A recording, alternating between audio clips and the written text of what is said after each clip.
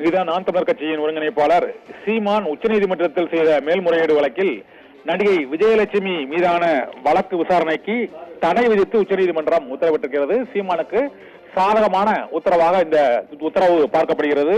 நடிகை விஜயலட்சுமி மீதான வழக்கு விசாரணைக்கு தடை கோரி உயர்நீதிமன்றத்தில் சீமான் தொடர்ந்த வழக்கில் தான் அவருக்கு சமன் வழங்கப்பட்டு அதன் பின்னர் அவர் விசாரணைக்கு ஆஜரானதும் பரபரப்பாக இருந்தது. இந்த சூழ்நிலையில் இன்று உயர்நீதிமன்ற உத்தரவுக்கு எதிராக சீமான் தொடர்ந்த மேல்முறையீட்டு வழக்கு மனு மீது விசாரணை நடைபெற்றது.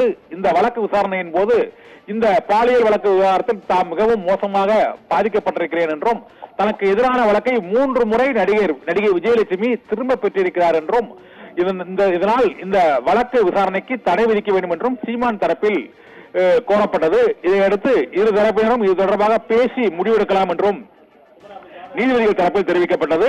அப்போது சீமான் தரப்பில் தாம் நடிகை விஜயலட்சுமியுடன் பேசி செட்டில்மெண்ட்டுக்கு தயாராக இருக்கிறேன் என்று சீமான் தரப்பில் கூறப்பட்டிருக்கிறது.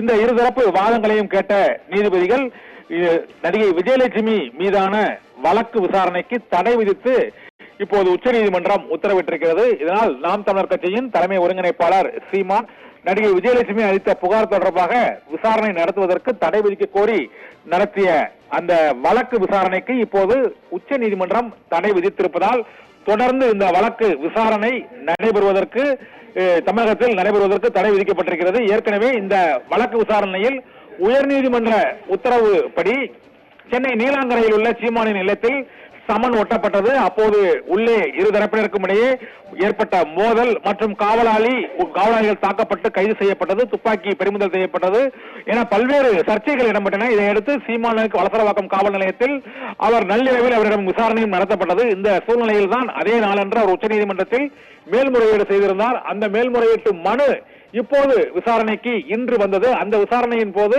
நடிகை விஜயலட்சுமி தரப்புடன் தாம் செட்டில்மெண்ட்டுக்கு தயாராக இருக்கிறேன் என்றும் இந்த பாலியல் புகாரில் தாம் மிகவும் மோசமாக உளவியல் ரீதியாக பாதிக்கப்பட்டிருக்கிறேன் என்றும் சீமான் தரப்பில் அந்த மேல்முறையீட்டு மனு மீதான விசாரணையில் தெரிவிக்கப்பட்டது. இந்த விசாரணையில் அவர்கள் தரப்பு வாதத்தை கேட்டு எதிர்தரப்பு வாதத்தையும் மனுவையும் அளிக்குமாறு கேட்டிருக்கிறார்கள். அதுவரை இந்த வழக்கு விசாரணைக்கு உயர்நீதிமன்றத்தில் இந்த வழக்கு விசாரணை நடைபெறுவதற்கு தடை விதித்து இடைக்கால தடை விதித்து உச்சநீதிமன்றம் இந்த உத்தரவை பிறப்பித்திருக்கிறது. தொடர்ந்து மேல்முறையீட்டு வழக்கு விசாரணையானது 12 ஆண்டுகளுக்கு பிறகு மீண்டும் இந்த வழக்கு தொடரப்பட்டிருக்கிறது. நடிகை விஜயலட்சுமி ஏற்கனவே இந்த வழக்கை 3 முறை அந்த வழக்கை திரும்ப பெற்றிருக்கிறார் என்றும் கூறப்பட்டது. இதனால் புகார் அளித்த நடிகை 3 முறை வழக்கை வாபஸ் பெற்ற சூழ்நிலையில் 12 வாரங்களுக்குள் அந்த வழக்கு விசாரணையை விசாரித்து முடிக்க வேண்டும் என்று சென்னை உயர்நீதிமன்றம் பிறப்பித்த உத்தரவுக்கு உச்சநீதிமன்றம் தடை விதித்திருக்கிறது. இதனால் அங்கு காவல்துறையினரின் விசாரணை அறிக்கை மற்றும் குற்றப்பத்திரிகை தாக்கல் உள்ளிட்ட பல்வேறு அம்சங்களில் ஒரு தேக்க நிலை ஏற்பட்டிருக்கிறது. உயர்நீதிமன்றம் இந்த வழக்கு விசாரணையை தொடர்ந்து நடத்துவதற்கு உச்சநீதிமன்றம் இடைக்கால தடை விதித்ததுடன் இருதரப்பினரும் இது தொடர்பாக பேசி ஒரு செட்டில்மெண்ட் அடிப்படையில் முடிவு எட்ட முடியுமா என்பதை பார்க்க வேண்டும் என்றும் நீதிபதிகள் உத்தரவிட்டிருக்கிறார்கள். நடிகை விஜயலட்சுமி மீதான பாலியல் புகாரை விரைந்து விசாரிக்க ஹைகோர்ட் சென்னை உயர்நீதிமன்றம் பிறப்பித்த உத்தரவை எதிர்த்து சீமான் தொடர்ந்த வழக்கில் உச்சநீதிமன்றம் அந்த வழக்கு விசாரணைக்கு இடைக்கால தடை விதித்திருக்கிறது. சீமானும் நடிகை விஜயலட்சுமியும் பேச்சுவார்த்தை இந்த பிரச்சனையில் இந்த தீர்வு காண வேண்டும் என்றும் உச்சநீதிமன்றம் ஆலோசனை வழங்கி இருக்கிறது.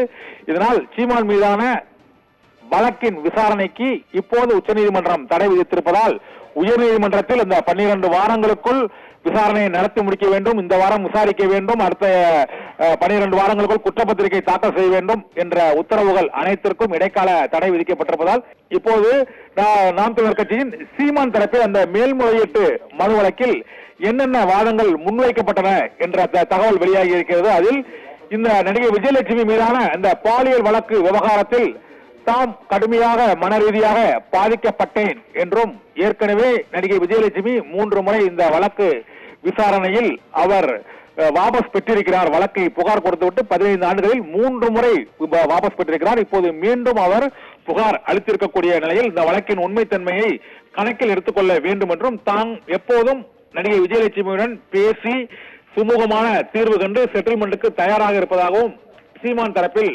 தெரிவிக்கப்பட்டது.